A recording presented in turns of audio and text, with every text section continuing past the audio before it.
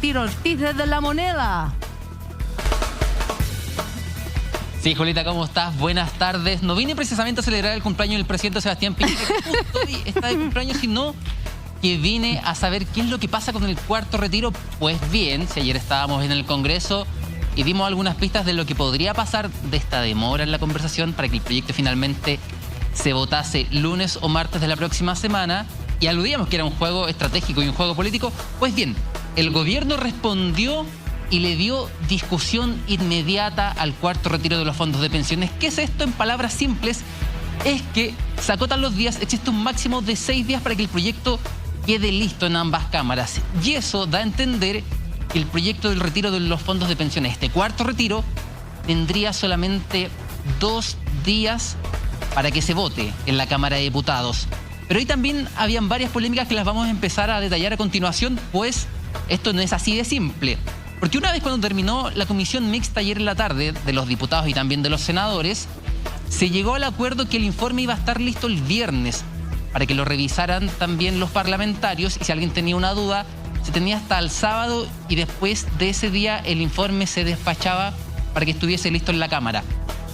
Pues bien, con esta indicación, con lo que hace el gobierno de esta discusión inmediata, ya pareciera no ser necesario este informe que se va a realizar o que se iba a realizar de aquí al viernes, y es solamente con una autorización y ya se tiene listo y se va a enviar a la Cámara. También durante esta tarde se tenían dudas de finalmente cuándo se iba a votar, porque mañana no se sesiona en la Cámara de Diputados.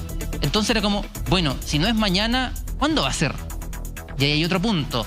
Hace muy pocos minutos atrás, yo también sé que la diputada y ahora senadora electa Alejandra Sepúlveda también tiene el dato, y finalmente va a ser el viernes a las 10 de la mañana que va a empezar esta discusión en la sala, en el Pleno de la Cámara de Diputados, hasta su total despacho, el proyecto del retiro de los fondos de pensiones, este cuarto retiro, y también el segundo retiro de las rentas vitalicias, que más que retiro va a ser una especie de préstamo, porque lo que quedó ayer en la comisión mixta fueron varios puntos y varias conclusiones, entre ellos que no exista la posibilidad del cerrojo. Esto quiere decir que puedan seguir habiendo en el futuro más proyectos del retiro del 10% de los fondos de pensiones. También queda libre de impuestos.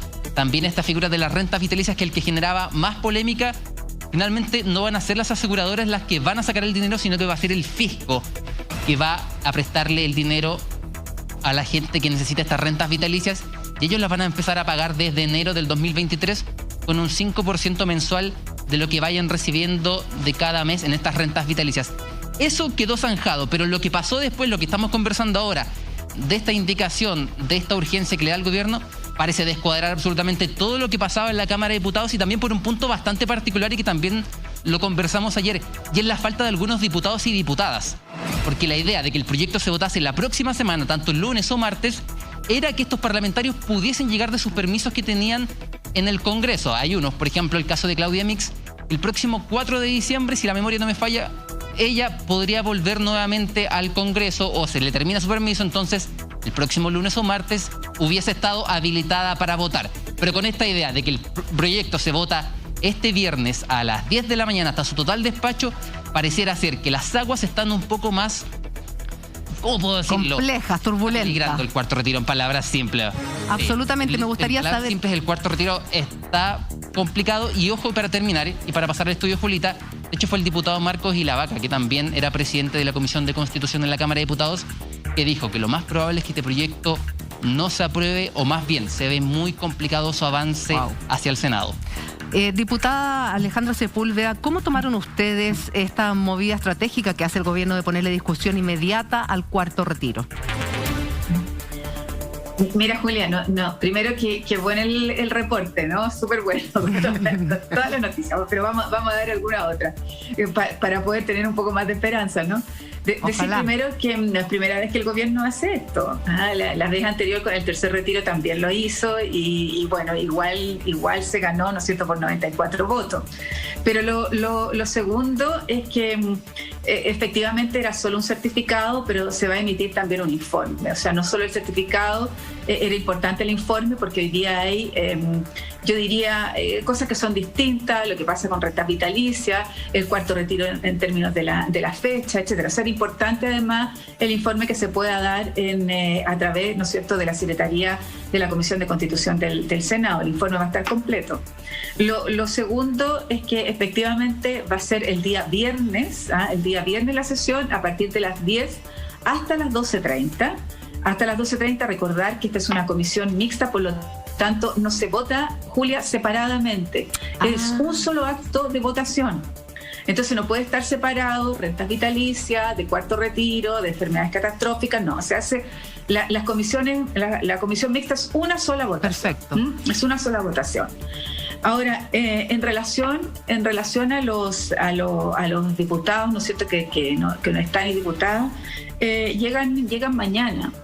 Entonces no habría dificultad, estarían mañana tanto la diputada Mix como el diputado Iván Flores, entonces no habían dificultades, vienen con su PCR hecho, se vuelve a tomar uno aquí, o sea, están bien desde el punto de vista sanitario, los tiempos listos. Se lo pregunto porque hoy día escuchaba al diputado Eduardo Durán que de alguna manera, Jorge Durán, perdón, decía que habían diputados que para la reelección se habían mostrado de una manera y que ahora estarían incluso cambiando su voto hacia otro lado, o sea, hacia rechazar el cuarto retiro, y que él encontraba eso que era darle la espalda a la ciudadanía.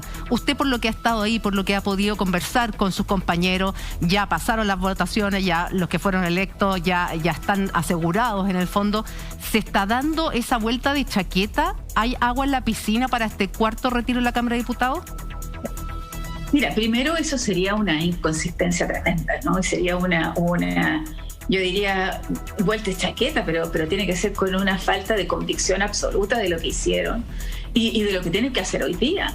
Porque además todas las complicaciones, Julia, que tenía rentas vitalicias, por ejemplo, y esa es una explicación que es muy importante entregarla, ¿no es cierto?, a la ciudadanía, son más de 640.000 personas. Entonces, que tienen este tipo de jubilación. Entonces, decir, mira, primero que están bajo las mismas condiciones que fuera una aseguradora, porque la aseguradora también era un anticipo que tenían que devolver, y en el tercer retiro, ¿no es cierto?, de la AFP, el primero de renta vitalicia, ese retiro era de por vida, ese descuento, Julia, era de por vida. Claro. Y que logramos hacer, ¿no es cierto?, en la comisión mixta, es que se limitara hasta el minuto de pagar el anticipo. Entonces, esa también es una buena noticia. Ahora, pero ojo que yo he escuchado varias voces, de hecho la senadora Zelsperger ayer salió muy molesta diciendo, acá se están poniendo y disponiendo de platas del fisco, y lo más probable es que esto termine en el Tribunal Constitucional, porque no es atributo de nosotros disponer de esa plata, porque acá básicamente quienes tengan renta vitalicia y quieran hacer un retiro, el fisco, papá fisco, nos va a pasar, digo yo, les va a pasar como un préstamo, y la aseguradora va a descontar el 5% de ese préstamo, de ese afiliado, de ese asegurado, y se lo va a pasar directamente al fisco. Ya, entonces vamos a decir cuáles son los argumentos a favor de eso. Que el gobierno lo había ofrecido ya. ¿No? El gobierno...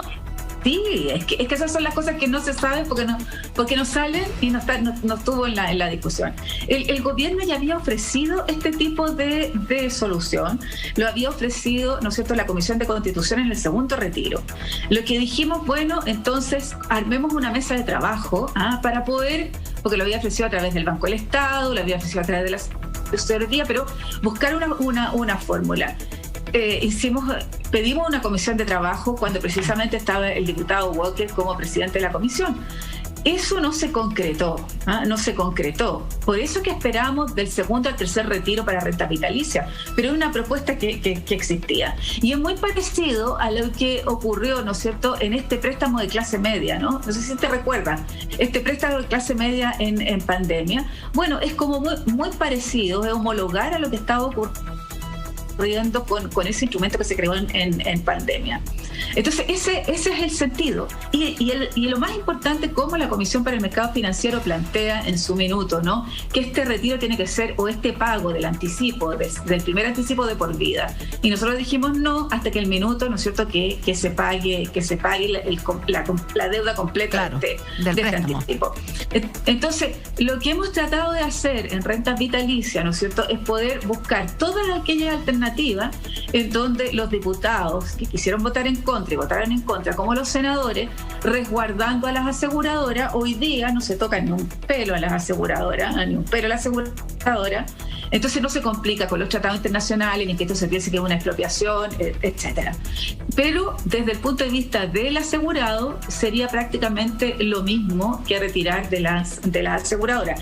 Es algo que esperamos explicar con más detalle en el minuto de la votación. Ya, pero diputada, y también, ¿no es cierto?, a los afiliados. Yo tengo muchas dudas, muchas preguntas que tienen relación con lo que planteaba, insisto, el diputado Jorge Durán hoy día, que decía que sería muy feo, y ahí me gustaría saber la opinión de Max, que algunos se dieran vuelta a la chaqueta una vez que ya efectivamente salieron reelectos o electos. ¿Y por qué te lo digo, Max? Porque hay una sensación de que este cuarto retiro no está fácil. Y hay una sensación de que hubo mucha utilización política para salir reelecto a partir de este cuarto retiro. ¿Qué te parece a ti?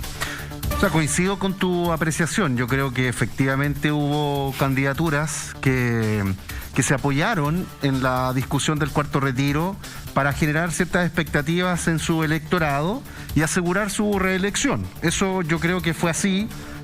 Porque lo vimos en los debates, no solo las presidenciales, sino que también algunas intervenciones públicas de diputados y diputadas en ejercicio que se la jugaron por el cuarto retiro, pero con la convicción y con el compromiso de que efectivamente ellos y ellas iban a empujar porque este cuarto retiro es que por eso era tan importante, y muchos diputados, yo me acuerdo de la diputada Pamela Giles que decía que esto se votara antes de la elección. Exacto, porque una vez que fuesen las elecciones, esto era un escenario probable y posible. Absolutamente, porque le quita presión al diputado o la diputada, porque habla con mayor tranquilidad, y podríamos perfectamente encontrar un escenario de votar según dicte la conciencia, que siempre fue una de las características en algunos debates y algunas discusiones parlamentarias. Ahora, aprovechando también a la diputada que está ahí en conexión, creo que sería interesante si en términos de la sumatoria, de los votos, están o no están, ¿cuál sería la apreciación que tiene la diputada, a quien aprovecho de saludar también?